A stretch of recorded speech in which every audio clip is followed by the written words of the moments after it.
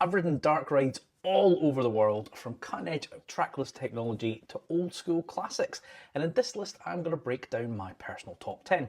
Some of these are really obvious, some of them might surprise you. Right, I'm not going to lie, I actually struggled to put this list together. Not because there's too many to choose from, I have been on a ridiculous number of dark rides, but because there's actually not a huge number of them that really stand out in my mind as like the high hitters. There's some obvious ones, as I've already said, but let's get into the list, shall we? Right, starting at number 10 over in the US. Now, this one is in Universal. There are a couple of rides similar to each other in this park, and some of you may prefer the alternative to what I'm about to say. But for me, number 10 is Transformers. I really enjoy this ride. The other one, just for reference, is Spider-Man, which gets a lot of praise, and Transformers less so. I really like Transformers. I think the whole kind of aesthetic of it, it's kind of a mix of 3D and props, and then there's heat effects, and there's like splashes of water and stuff, and the vehicles kind of undulate all over the shop. I really like it. It is older technology, it's definitely not cutting edge, but I still get a great thrill out of it every time I get on it. And I'll be out there again this year, so there's my number 10. Right, staying over in the US, this time we're heading over to Disney, and in particular to Epcot. This ride is very, very Marmite. There are people who really love it, there are people who will not go anywhere near it, and that is Mission Space. Now, it comes in two flavours. That's four. It comes in two flavours. There's the kind of intense version and the not intense version. They're colour coded, although I can't remember the colours off the top of my head. Long story short, this is a ride that was developed in collaboration with NASA. You get in these kind of like pod things. I think there's four in each one. And a bit like Smuggler's Run, you've all got different roles. So you've got the kind of pilot, the engineer, etc. You basically have to press buttons throughout this. Over-the-shoulder restraints in a dark ride, you'll find out why in a minute. Quite claustrophobic, because this kind of panel comes down very close to your face. I think they're supposed to be sort of 3D screens, although you're not wearing glasses. Basically, it spins you around at high speed, right? Can't remember if it's centripetal or centrifugal forces. Yes, I've got a physics degree and I can't remember. But basically, it's like the astronauts do when they're doing the kind of training stuff. So you're getting the high G forces. The reason there's two versions, though, is it was too intense for a lot of people. So they made a tame version that doesn't spin, or doesn't spin as much. I can't remember which way around it is, and it's a slightly different mission. I really enjoy this one. It is very, very intense. It's probably one of the few rides that pushes my limits.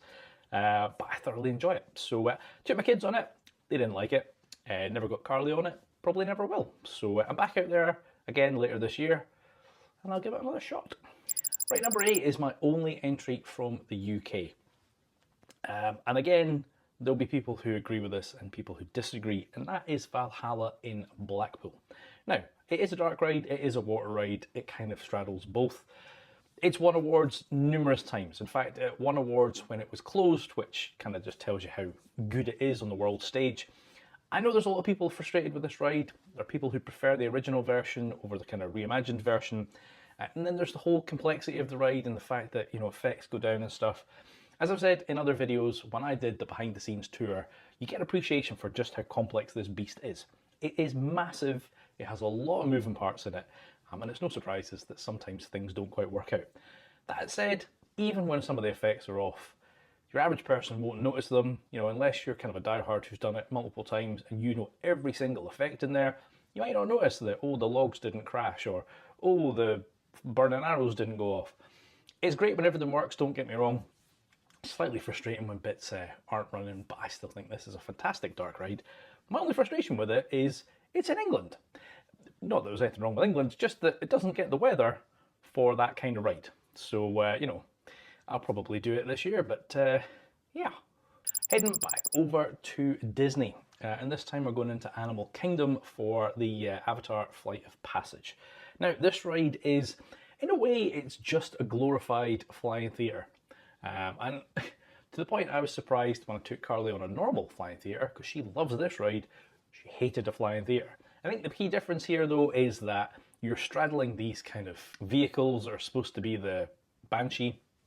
So in the typical flying theatre, your feet are kind of dangling, and I think that's the bit Carly doesn't like. But in this, you're kind of on this thing, and as I say, like it's got these kind of airbags in it that are supposed to simulate the breathing of the Banshee.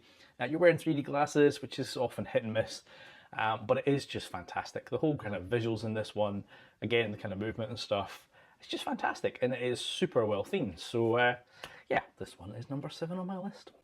Right, I'm going to warn you, this list is quite heavily skewed towards Disney. There's a reason for that. They do bloody good dark rides. The next one on my list at number 6 is Ratatouille. Now, there's two versions of this one, or two versions I've done. I'm not sure if there's a third. There's the one over in Florida in Epcot, and there's the one in Disneyland Paris. They are pretty much identical clones. In fact, if I'm not mistaken, there's a subtle difference in the queue line, but the actual ride itself is exactly the same, albeit one is in French, one is in English. They both used to be 3D. The Paris one, when I last did it, was not 3D, and I think they're removing the 3D from the version over in Epcot as well. Again, I'll find out later in the year. But I really like this one. It does have some screens, obviously, but it has some fantastic props. You go into that bit where you're in the kind of freezer stuff and all the giant food. It's just brilliant. And trackless dark rides. I really like this technology. You'll see that there's a few of them in this list. So yeah, this one is number 6. Right, as I said a minute ago, I like the trackless dark rides. So number 5 is another one, and it's also in Disney, and it is Mickey and Minnie's Runaway Train. Mine Train, Runaway Train. You know the one I mean. Used to be the greatest movie ride, and a lot of people kind of are frustrated that that's gone. I did it. Don't get me wrong. Don't remember it very well.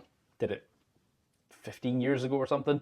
But this one, again, I think it is fantastic. That whole kind of storyline, the bit where you go into the dance studio and you're all kind of dancing around and stuff, like the way they've just orchestrated that, and then the bit where there's kind of the water going and you kind of feel like you're going down the waterfall, it's just very, very cleverly done, and it does have a decent mix of physical props and the screens. So another trackless ride on my list.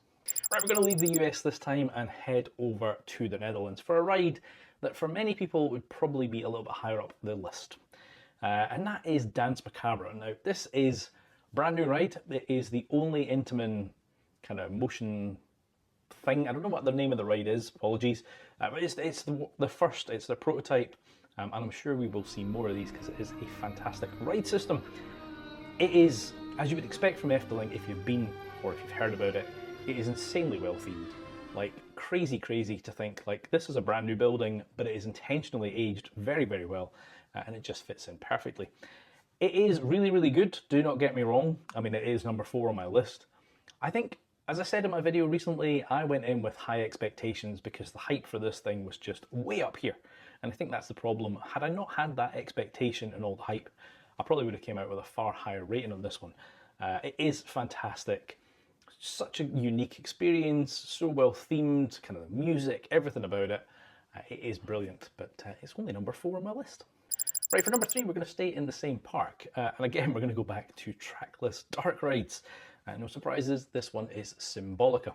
Now, this is a really, really clever system because it is 3 separate tours. And I say that because it's kind of loosely 3 separate tours. They've got the hero, the music, and the treasure tour. For most of it, it's exactly the same, right? You go into almost all the same rooms. There is a point where you all split off and do something different, and then you join back up again.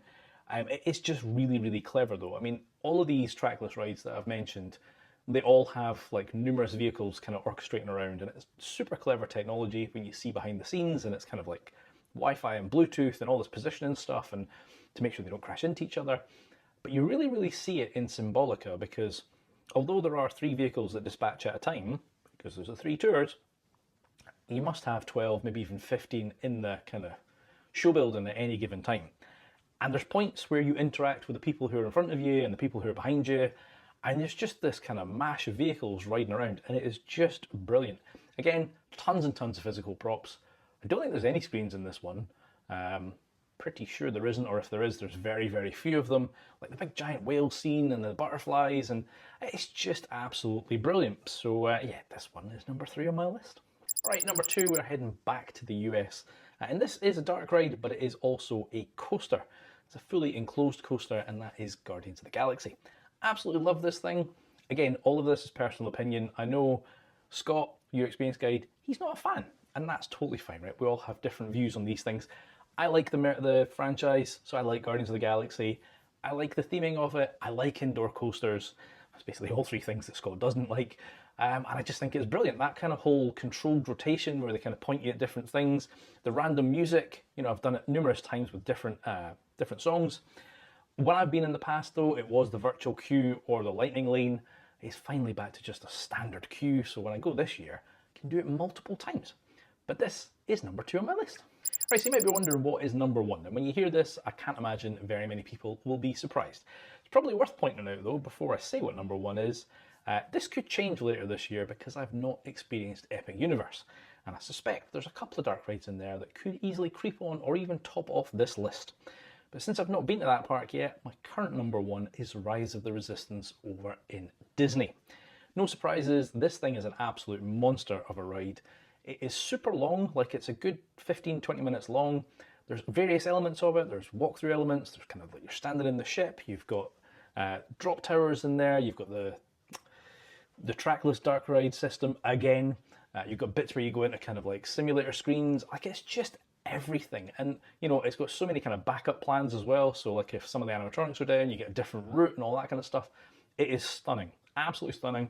I'm not the biggest Star Wars fan. I'm more Star Trek than Star Wars. But it doesn't matter. This thing is just absolutely stunning and definitely number 1 on my list. Right, there you go. This is definitely a personal opinion, obviously. I'd love to know your thoughts. If you've been on any of these rides in my list, and indeed what your top 10 is, because I'm sure we all have very different opinions on this one. As always, I've been Chris, you've been watching Coaster Dad, and I'll see you in the next one. Adios.